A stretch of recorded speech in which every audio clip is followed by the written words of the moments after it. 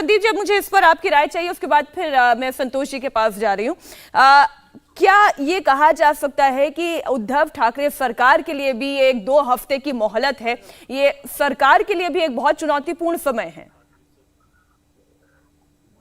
देखिए, जो जहाँ तक राजनीतिक जानकारों की बातचीत है और उसके बाद जो मेरी जानकारी के एकनाथ शिंदे कैंप ने बात की है, उन्होंने ये कहा है कि अब सारे विकल्प खुल गए हैं उल्टा, यानी अब वो चाहें तो गवर्नर के पास जाए, अपनी चिट्ठी दे दे विड्रॉल की, उसके बाद गवर्नर साहब चाहें तो कह सकते हैं कि आप बहुमत साबित करें। गवर्नर साहब का जो ऑप्शन है कि वो चाहे तो स्पीकर के चुनाव का जो नोटिफिकेशन लंबे समय से दी है उसे भी कह सकते हैं करें। इस बीच में ये भी हो सकता है कि ये दोबारा जो है चाहे तो अपने किसी नए दल में मर्ज कर जाए, तो इनके ऊपर जो जिस तरीके से तलवार लड़ रही है डिस्क्वालिफिकेशन की वो हट जाए। तो कई कानूनी विकल्प खुल गए, कोई रोक न सुप्रीम कोर्ट ने किसी पर लगाई है न किसी को डायरेक्शन दिया है। तो इस तरीके से अब आने वाले 1, 2, 3 दिन में तमाम कानूनी सलाह देकर वो कुछ नई बात करेंगे। लेकिन ये जो एक विकल्प आप बता रहे हैं, आज सुबह से इस पर खूब चर्चा हो रही है संतोष जी।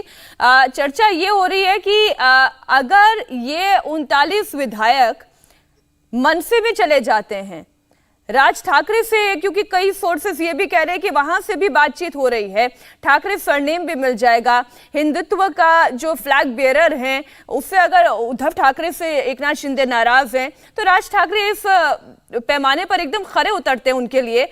विधायकों की विधायकी भी बच जाएगी, अयोग्य भी नहीं साबित कर पाएंगे और इधर ताकत भी बढ़ जाएगी। देखिए, आज इतना दिन से जो चल रहा है ना, उसमें हम तो ऐसा बोलेंगे, आज तो कोर्ट ने भी निर्णय दिया है, 11 तारीख दिया हुआ है। 11 तारीख इतनी लंबी तो जानी नहीं चाहिए थी, क्योंकि इसके पहले ही कोर्ट ने बोलना चाहिए कि बाबा चलो बहुमत अगर शिंदे गठ के पास है, वो बोल रहे 40 है, 50 है, या जो 200 लोग है, आज जितने भी लोग हैं उनको आज राज्यपाल का टाइम लेके राज्यपाल के पास इन्होंने जाना चाहिए था। आज ये किसका इंतजार कर रहे हैं? आज इसमें महाराष्ट्र का नुकसान कितना है, लोगों का नुकसान कितना है? अभी सब वरिष्ठ वहां पे बैठ रहे, हम सुन रहे वहां पे, आज स्कूल चालू हो रहे हैं, ये सब निर्णय लेने वाले कौन है? इन लोग मजा मस्ती करने के लिए वहां पे गए गुवाहाटी में, लेकिन गुवाहाटी में भी जाके वहां पे जिनको जो भी करना है, आज मनसे में जाना है या बीजेपी में जाना है या प्रहार में जाना है, जो निर्णय इन लोगों को लेना है।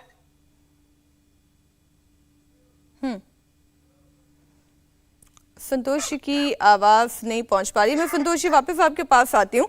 ये बात ठीक है संदीप जी, देखिए इसमें कोई दो राय नहीं है, जनता का समय जाया हो रहा है, जनता के काम अटकते हैं, लेकिन यही बात तो दूसरी तरफ भी कही जा सकती है। उद्धव ठाकरे अगर वाकई में अपनी पार्टी को बचाए रखना चाहते हैं तो फिर वो अपने पद का मोह क्यों बांधे बैठे हैं?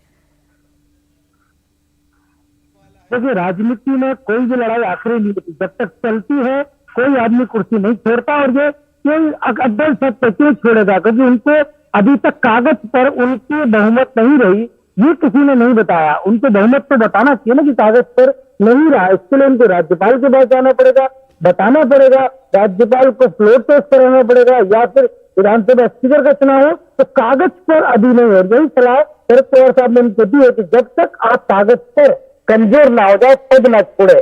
और दूसरी बात एक और है कि उनके जो कैडर है स्टेशन का, उससे एकजुट करने का काम लगातार चल रहा है। आज भी गोविंद में सभा है जहां पर वो देवी चाहेंगे कि पहले कैडर मजबूत हो जाए, बाद में सरकार पर साथ में इसी तरह से समय लेकर जितना समय ले सकते हैं कम से कम, या हो सकता है कि विधायक छूटना चाहते हैं, लेकिन इतना जरूर होगा कि असमंजस स्थिति बढ़ गई और विकल्प अब बहुत ज्यादा खुल गए।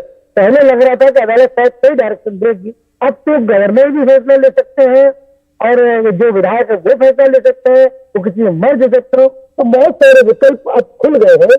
लेकिन इतना आपको तय दिख रहा है जो महाराष्ट्र की राजनीति में सरकार हिली हुई है, अभी कब स्थिर होगी, किसकी होगी, ये अभी वक्त लगेगा बता। सरकार हिली हुई है किशोर जी, सरकार हिली हुई है, सरकार के पाए ऐसे नहीं है कि मजबूत हैं। अरे इतने लोग चले के गुवाहाटी, तो सरकार तो हिली हुई है। संदीप तुम ये तो बात बोल रहे, विकल्पों में तो तुम 2-3 चीज बोल रहे कि वो बीजेपी में जा सकते, मनसे में जा सकते, पार्टी बना सकते, उसमें विलय कर सकते। एक बात ये भी सोचो कि 48 साल हमारे थे, हमारे पार्टी में भी लौट सकते ना। 25 लोग तो मेरे संपर्क में है, 10 लोग नाराज है, 10 लोग 10-12 लोगों पे ईडी की इंक्वायरी है, कब ईडी की इंक्वायरी में अभय मिल जाएगा? बात तो मोदी जी ने करनी चाहिए। अमित शाह जी का जो ये फंडा है, पार्टियां तोड़कर हमको सबक सिखाना चाहते हैं, तो ऐसा नहीं होगा। उद्धव जी की अपनी साख है, उद्धव जी अपना नाम है और उद्धव जी अपनी बात करेंगे और ये चीज बहुत महंगी पड़ने वाली है। मैं अभी बता रहा हूँ, बाला साहेब की लिगेसी उद्धव जी से छीनी नहीं जाती, इतना इजी का ही नहीं है। एकनाथ शिंदे ये थाना तक ही सीमित है और जो आमदार और उनके साथ गए विधायक वो सारे शिवसेना के वजह से ही विधायक है, लेकिन 5-5 बार विधायक रह चुके, 4-4 बार विधायक रह चुके, तो उनके नीचे की पूरी जो कैडर है वो अब ओपन हो गया है, तो शिवसेना में जुदान दे दिया है हमको। हाँ, अब जो चले गए उन्होंने अपनी पॉलिटिकल, क्योंकि बीजेपी किशोर जी ये भी गजब है, जमीन हिली हुई है, सरकार हिली हुई है, लेकिन कॉन्फिडेंस भरपूर है, लेकिन आरोप देखिए रॉड्रिगेज, एकदम आरोप जो है वो सीधा सीधा बीजेपी पर है कि ऑपरेशन लोटस है, ये पैसे दिए जा रहे हैं, किसी को ईडी के जरिए धमकाया जा रहा है, पूरी प्लानिंग के पीछे भारतीय जनता पार्टी है। ये मीनाक्षी, मैं आपको एक उदाहरण देता हूं। हम सब मानते हैं कि जॉनी लीवर एक एक्टर है और ऋतिक रोशन भी एक्टर है, लेकिन दोनों में फर्क होता है ना।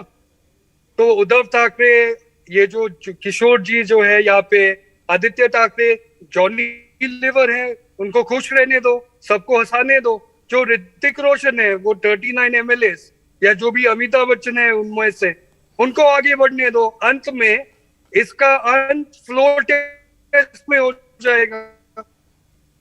तो सवाल यही तो उठ रहा है कि देवेंद्र फडणवीस किस बात का इंतजार कर रहे हैं? बीजेपी क्यों नहीं फ्लोर टेस्ट कॉल कर रही है? बीजेपी क्यों नहीं अविश्वास प्रस्ताव लेकर आ रही है सरकार के खिलाफ?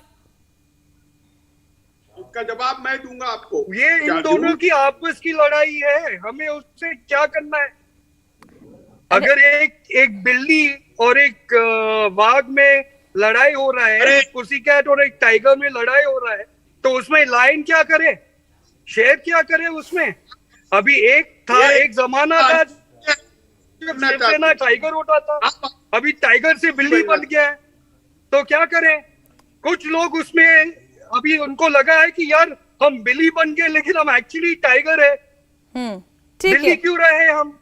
तो वो उठ के बोले हमें शिवसेना को आगे लेना है। ठीक है, किशोर जी से जवाब ले रहे थे। किशोर क्या जी, करें, हम तो शेर हैं। किशोर जी, बीजेपी शेर है, उस लड़ाई में वो क्या करेगी? देखो, बीजेपी इसलिए नहीं आ रही कि पूरे भारत में अभी भी धर्म का राज्य है, नीति अनीति की बात हो रही है। बीजेपी अनीति का अधिकारी नहीं बनना चाहती। बीजेपी पार्टी विद डिफरेंस बताना चाहती, चारित्र का सर्टिफिकेट अपने पास रखना चाहती और अडानी जी से इतना पैसा लगाकर यहाँ पर तमाशा भी करती है। मुझे ऐसा लगता है रॉड्रिगेज साहब, आप है ना, कौन शेर है और कौन बिल्ली है, ये आने वाला समय बताएगा। हाँ, मैं अभी बता रहा हूँ, अभी आपके भी आते बता रहे, स्कूला का ही फर्क है। हमारे पास 25 शिवसेना को धमकी के बिना कुछ काम आता ही नहीं है। शिवसेना को धमकी के बिना कुछ काम आता ही नहीं, बोलते करते बहुत कम। इंडिया टीवी हर वक्त हर जगह डाउनलोड करने के लिए सर्च करें India TV news Google play store या ऐप स्टोर पर।